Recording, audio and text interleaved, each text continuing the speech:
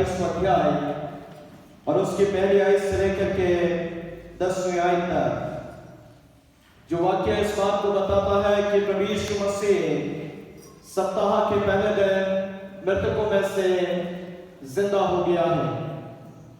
पर यह बात शागिर्दों को, यह बात दुनिया के लोगों को मालूमात होती है, लेकिन इससे पहले कि ये बातें दुनिया तक पहुंचे, इससे पहले कि खुदावंद यीशु मसीह से डिसाइपल्स या स्त्रियां रूबरू हो, परमेश्वर अपनी महिमा को बहुतायत के साथ जाहिर करता है। पाक संडे की इबादत में शामिल हुए, ईद खजूर की इबादत को हमने सेलिब्रेट किया, यीशु मसीह का इस्तकबाल होता है। सोमवार के दिन मंदिर की सफाई होती है, the day of authority. Tuesday के दिन सवालात है, द डे ऑफ कंट्रोवर्सी। बुधवार के दिन अभियंजन है, जब मरियम के द्वारा अभियंजन किया जाता है। मॉन्डी थर्सडे, जब यीशु मसीह लास्ट सफर को अपने शागिर्दों के साथ मनाता है, और वहीं से अदालतें लगती हैं, चाहे वह सनेद्रीन की हो, चाहे पिलातुस की हो, चाहे काइफा की हो, चाहे दीगर अजीजों की हो। और खुदावंद यीशु मसीह को गुड फ्राइडे के दिन, यानी शुक्रवार के दिन सलीबी मौत को दे दिया जाता है। सलीबी मौत को देने के बाद आज का दिन द डे ऑफ रिजरेक्शन, पुनरुत्थान का दिन। यह पुनरुत्थान का दिन एक ऐसी चीज को हमारे सामने खोल देता है जहां पर एक बहुत बड़ी फतेह यीशु मसीह की नजर आती है। ऐ मौत तेरा डंक कहां, मैंने मिट्टी को निगल लिया। यीशु मसीह आज जरूर है कि मृतकों में से जिंदा हो गया है, लेकिन बड़ी तैयारी है, बेसब्री से इंतजार है इस दिन का। खुदावंद को भी और तमाम अजीजों को जो कि खुदावंद यीशु मसीह के पुनरुत्थान की इंतजारी में है कि कैसे यीशु मसीह से वो रूबरू हो जाए। और इसके लिए खुदावंद पहले ही भविष्यवाणियों को करता है, हम वाकिफ भी हैं। खुदावंद का कलाम इस बात को मेरे और आपके सामने रखता है। यशायाह नबी की किताब उसका 26वां अध्याय उसकी 19वीं आयत, खुदा के कलाम में लिखा है, तेरे मरे हुए लोग जीवित होंगे, मुर्दे उठ खड़े होंगे। हे मिट्टी में बसने वालों, जय जयकार करो, क्योंकि तेरी ओस ज्योति से उत्पन्न होती है और पृथ्वी मुर्दों को लौटा देगी।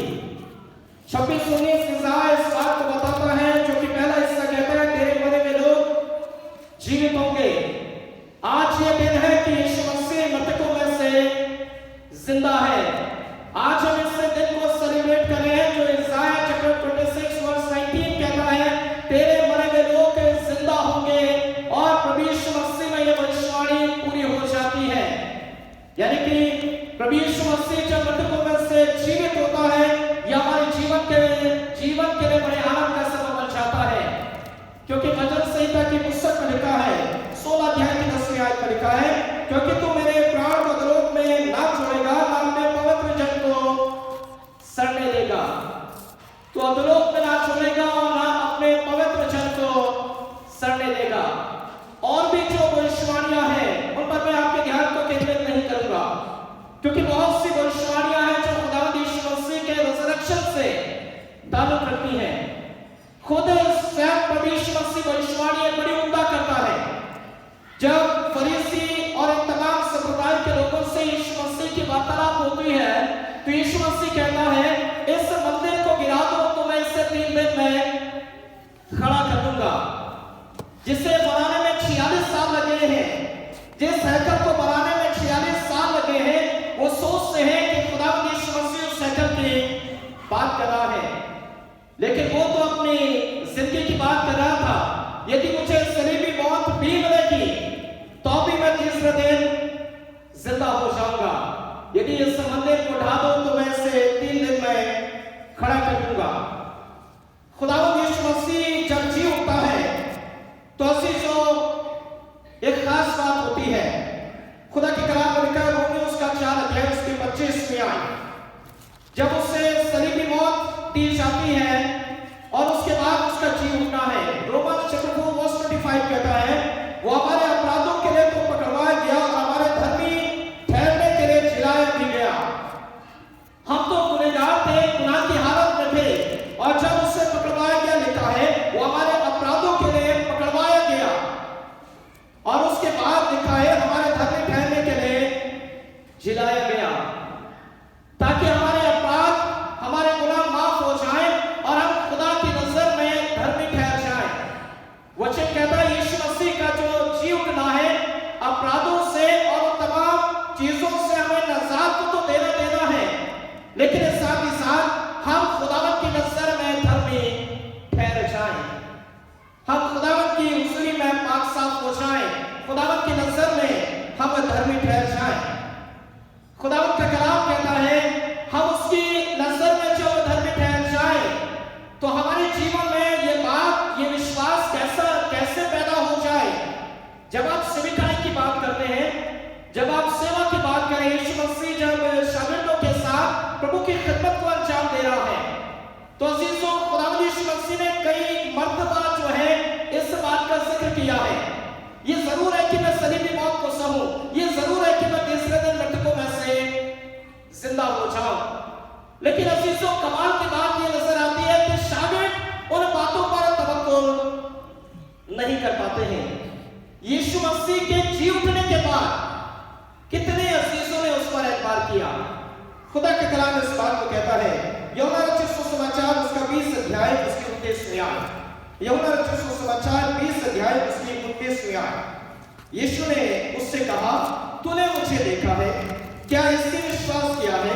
धन्य वे जिन्होंने बिना देखे विश्वास किया। क्या लिखा है खुदा के कलाम में? यीशु ने उससे कहा तूने मुझे देखा है, क्या इसलिए विश्वास किया? तूने मुझे देखा है इसलिए तूने मुझ पर विश्वास किया है। धन्य वे अजीज जो कि बिना देखे विश्वास करते हैं। थोमा ने कहा था जब तक मैं उसकी उंगली में हाथ को ना डाल दूं तब तक कैसे ईमान करूं? तूने तो मुझे देखा है, लेकिन मैं उन अजीजों का थैंकफुल हूं जो कि बिना देखे विश्वास करते हैं। खुदा के कलाम में लिखा है धन्य वे जिन्होंने बिना देखे विश्वास किया है। ये रिजरेक्शन जो है बड़ा कमाल का रिजरेक्शन है और इस पर एतबार करना बड़ा ही मुश्किल है। सदूकी जो है वो पुनरुत्थान पर विश्वास नहीं करते हैं, बहुत से अजीज जो है वो पुनरुत्थान पर विश्वास नहीं करते हैं और शागिर्द भी इससे कश्मकश में आ गए हैं कि हम भी ईमान करें या ना करें। इसलिए तोबा कहता है जब तक मैं उसकी उंगली में हाथ न डाल दूं मैं कैसे ईमान करूं। इब्रानियों की पत्री उसका 11 अध्याय उसकी पहली आयत में लिखा है खुदा के कलाम में अविश्वास आशा की भी वस्तुओं का निश्चय और अनदेखी वस्तुओं का प्रमाण ही विश्वास है। ये एक सबसे बड़ी बात है जब हम बिना देखे खुदा पर विश्वास करते हैं, अनदेखी वस्तुओं का प्रमाण ही विश्वास है।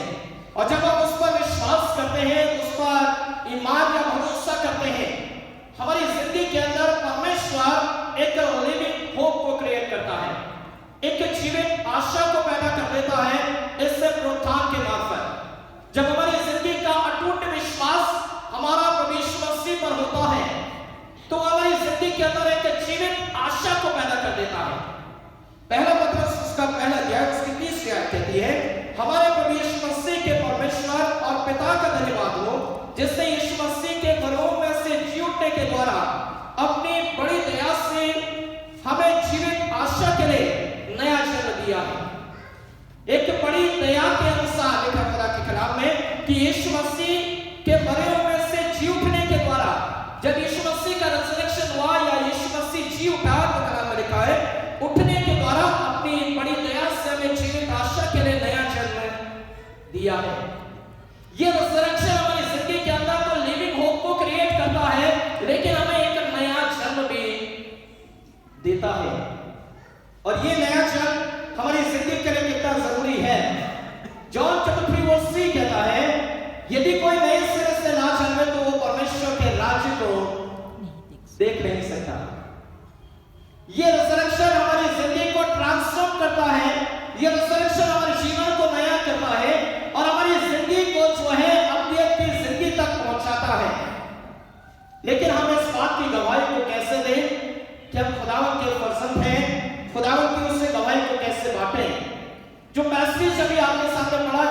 मत्ती की इंजील उसका 28 अध्याय उसकी यदि 6 आयत को यदि हम खुदा के कलाम से देखें, लिखा हुआ है खुदा के कलाम में, जब मरियम मगदली और तमाम अजीज जो है उससे कब्र पर यीशु को देखने के लिए आती है, तो खुदा का कलाम क्या कहता है? मत्ती 28:6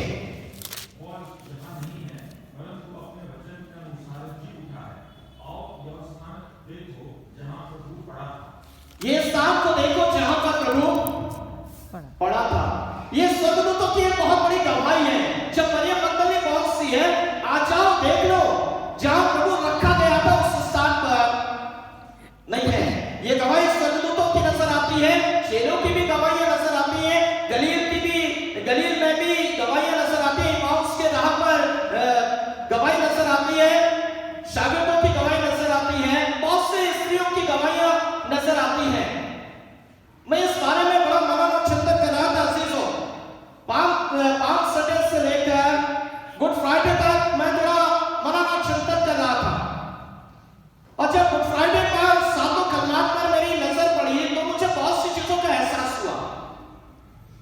आपने जो प्रभु यीशु मसीह को दिया उसने आपको क्या दिया? आपने यदि प्रभु यीशु मसीह को नेगेटिव चीजें दी तो यीशु मसीह ने उसे पॉजिटिव में कन्वर्ट कर दिया। गुड फ्राइडे के दिन यदि आप अमल फरमाएं, जो यीशु मसीह को आपने दिया उससे उसको बदल कर आपको दे दिया। खुदा का कलाम कहता है, लिखा है खुदा के कलाम में, यदि हम खुदा के कलाम पर अमल फरमाएं तो लिखा है, देखो जगत का मेमना जगत के गुनाह उठा ले जाता है, और उसने आपको क्या दिया? आपने उसको पाप क्या दिए? पाप गुनाहें तो दिए मैंने और आपने उसको, गुनाह, लेकिन उसने आपको मुझे क्या दिया? पवित्रता का जीवन दिया। मैंने उसको गुनाह दिए और उसने हमें उसके बदले में क्या दे दिया? एक पवित्रता का जीवन दे दिया। मैंने उससे इस बात को कहा कि व्यवस्था हमसे पूरी नहीं हो सकती है, और व्यवस्था के बोझ को